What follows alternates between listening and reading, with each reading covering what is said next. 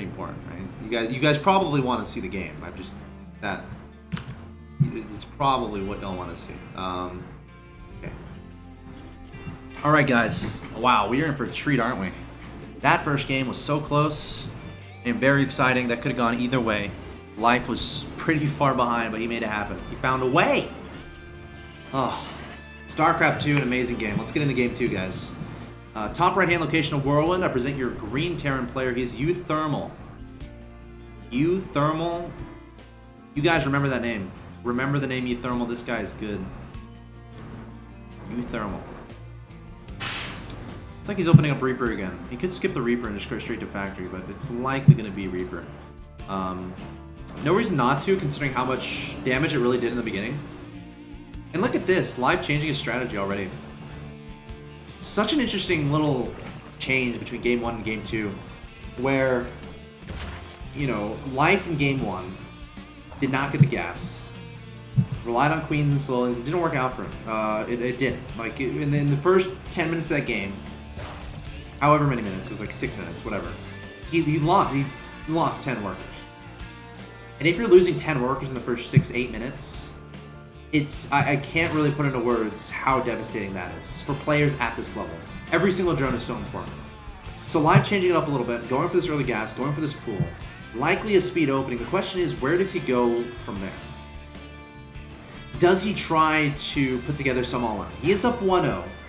And we saw him do this in the last series, where he took game 1, relative macro game, or at least it could have been had he wanted it to be.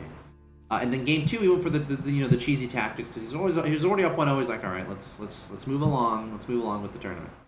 Though here he is taking guys off gas. Now this could be a fake, because the SCV's coming in and scouting. That's actually really okay. So he skipped the Reaper. So he's going straight to Factory. Okay, that's cool. Respect that. So scouting with the SCV. Now what Life could do is like wait until the SCV leaves and then put drones back on gas. Right? But he's not doing that. I'm just getting early speed, just to be sure. But, like, it's interesting because this is so fascinating because Traditional's already kind of taking an advantage a little bit. It's not really an advantage, but it's a little bit interesting as far as how these games play out. If you remember in Game 1, Life went for Gasless, and his opponent went Reaper, and the Reapers worked out well. In this game, from Euthermal's point of view, he's skipping the Reapers. So this is a situation where Life would have loved to skip the gas, right? But he was just worried about the Reapers, potentially. Now, we could just want the early speedlings for early map control just to have a more comfortable feeling about what's going on. You just feel more comfortable when you have speedlings. It just feels better. You know, that's fine. It's not going to make any lasting impacts on this game, but it's interesting how these kind of playstyles kind of develop throughout the series as far as, you know, playing to your opponent. Traditional skipping the Reaper, thinking, okay, my opponent might go for the early speed. I just won't get the Reaper this game. The threat from the last game wasn't enough. I'm going to go instead straight for Hellions, and then straight into Hellbats. We got an army on the way. It's going to be a Hellbat opening. Uh-oh, Speedling get in here. He's going to scout the armory. Okay, no, he's not. Where those? Okay, so the Hellions did back up. So, wait, where's Life? Oh no, he's going to lose an Overlord.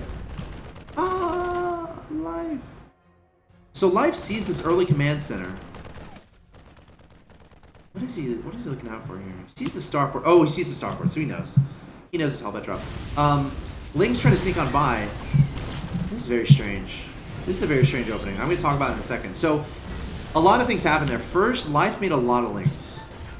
Like, he still has 18 Lings on the map. In a situation where he has only 34 Harvesters, right? And he has a Roachmore that just finished. And he's mining a lot of gas. And he's not getting layer.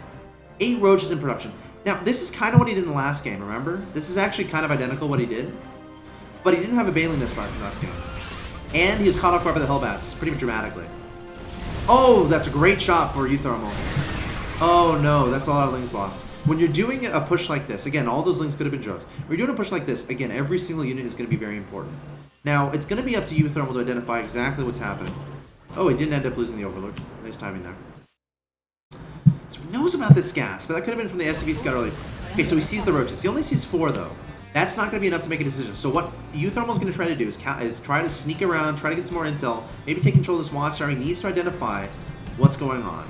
Hellbat dropping sent to the main base, and now Life has to make a decision. Does he back up to deal with this Hellbat drop, or does he push everything across the map?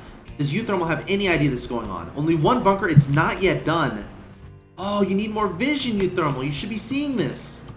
You should be seeing this. He's just now seeing the Hellbat drop going to happen. So both of these guys are going to be focusing on different locations as far as macro is concerned. Bunker's not going to finish up. Hellbat drop happening. The drones pulled immediately. More Hellions come in here looking for the extra drones. But the bust currently trying to happen at his opponent's natural expansion. Hellbat's trying to do damage. There are some Marauders out. Are there any Widow Mines?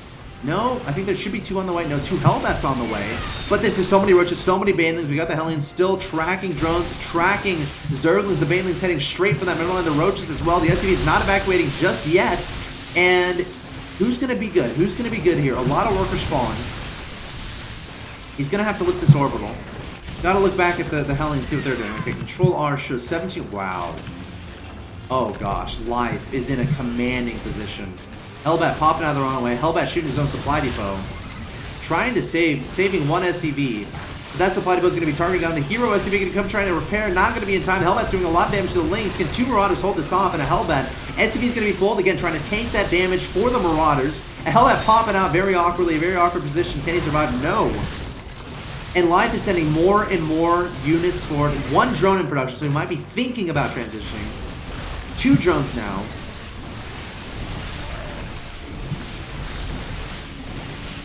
Okay. Okay. We're starting to... I think this is starting to wind down a little bit. However, still a lot more units coming forward. Uthermal can't overextend. Can't overextend here. He's doing a good job breaking out. Can't overextend. Okay, he is plenty. I think he is plenty. He should be good. This Hellbat should be good. Oh, no. Losing 1 Hellbat. Nice macro there. Picking up the weakened one. Nice micro. Okay. Cool. Okay, let's start talking about stuff.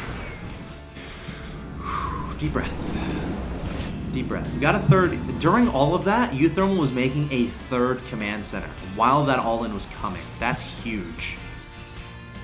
I'm not sure the exact timing. I don't know if he did that like as the all-in was coming or as he was cleaning it up. But that's actually a pretty big deal. Oh! Okay, barely got that. This game is even. I'm saying it. This game is even. Axeltoss, why are you crazy? Okay, so so some things are bad here for Uthermal. First is he doesn't have many production facilities, right? His economy is weak. He only has a factory, a barracks, and a starport. We're gonna have to keep an eye on Hellbat drops. He's gonna scan and see what he sees. Sees the lair underway. He's gonna be happy. If he scanned and the lair was finished, he'd be like, oh god. But see the lair in production, that's a nice thing to see. Also, you might have saw some Roaches in production. Which is kind of good to know. Yeah, anyone can still win this game, guys. No one is out of it. 43 to 32 is the Harvest Fleet, but that's a little bit misleading. We have 3 orbitals on the field for Uthermal. That's the potential for 3 mills. Now he's at on his engineering base. Perfect decision. I love this. Now, this is great. This is a great push because it's kind of forcing Life to make units here. Something he doesn't necessarily want to do, especially when his opponent is going for 3 orbitals and 2 engineering bases. That's something Life doesn't necessarily want to do. He doesn't want to make units, he wants to make drones, but he kind of has to make units to deal with this potential threat. And the great thing about this is this. You can just pick up. These Marauders are dead. But I think they realize that. Will they make it home? Place your bets. Will the Marauders make it home? It's homeward bound. Oh, what a terrifying feeling. You know it's like running up the stairs in the dark. It's terrifying, man. Oh gosh, there's nothing scarier. Or like walking into a basement and it's like, you know something, you feel like something's behind you. Or like walking from the bathroom and you just like a scary dream. You're walking to the bathroom, it's pitch black. And you know there's something under your bed. But those Marauders make it home. They're gonna make it home. Now, this is gonna be a story. Can these Hellbat drops do damage? Oh, the drones are all clumped up. Hellbat's trying to follow them. Again, they're pretty slow. Live trying to retreat. He knows what's going on. Picking back up. He has the Ignite Afterburners. No anti-air just yet. Again, there's Queens, but there's no Mutas. Look at this. Live identifying this 3rd as well. That's pretty huge. Seeing that 3rd and Live has to be like, oh man, this isn't good. Now we're seeing the production facilities. Perfect. Okay, so Spire's about to finish here. Now there's only, actually there's a good amount of gas available. So he's gonna make about 7 mutas. Might start a +1. So 7 mutas, let's see if he does +1 here. Stop at 7. Okay, supply blocks. There's 3 overlords. Not fun being supply blocked. This Marauder is not gonna make it home. Well, he might. Will he make it home? Run, Marauder, run! I think he will. And these Medivacs presence are just palpable. You can just feel how much impact they're having on this game, right? Just the fact that they're there. There might not be anything in them, as far as life goes. Just the fact that there's the threat. Obviously, he knows there's something in there because he just saw them. But great mat presence. Now, what's good here from life... Okay, Muta on the way. Ooh. Run these Medivacs. You gotta run these Medivacs. Oh, no. Oh, you gotta drop the Hellbats. Oh, no. Euthermal. What is he worrying about? He's looking at something else right now. Oh, no. Okay, is he prepared for this? He doesn't have turrets. Okay, turret just now being made in the main. 1-1 is done. None of this shoots up, guys. Only a Widowmine. You gotta make Marines. Okay, there's a turret at the third. Widowmine! Widowmine! Oh, great shot in the Widowmine. There's one Marine here, but the Medivacs can be targeted down. Great move there from... Oh, another Widowmine. Oh my gosh. Live has to be so careful. These Widowmine's doing a lot of damage, and Euthermal trying to bait him in there. Now, these guys can take a lot of damage. They don't care too much. The Marauders and Hellbats. But the Medivacs, you want to keep them alive. Also, Marauders and Hellbats aren't that expensive. It doesn't matter if you lose them. Not really. It doesn't really matter that much. Especially on 3 bases. But this is a lot of stuff from Life. He has to get some damage done. Overseer going to start spotting these Widowmines, trying to get those bird on the ground. Snipping for the Marauders, trying to target fire the Roaches and the Marauders. But now Life is in a great position in between the natural and the third. He gets to dictate where he goes. But look at this. Euthermal has so much stuff trying to split up as optimally as possible. Marauders trying to get those connections. Or Bailey's trying to get those connections. But look at all these Mutas and these Roaches doing so much damage. Traditional in a situation, or Euthermal in a situation where he's been working on production. He just put down all his production facilities. If all this can get up and running, he's going to be in a great spot. But once again, Live doing what he did last game, just hitting as hard as possible, not letting his opponent get the production facilities up. The question is it going to be enough? Marauders stimming out for some reason. I don't know why. It has to be Marines. And no, Euthermal. Ah. Gosh. Euthermal's throwing these games away, man. He's throwing them away. Throwing them away. Euthermal could have won both of those games.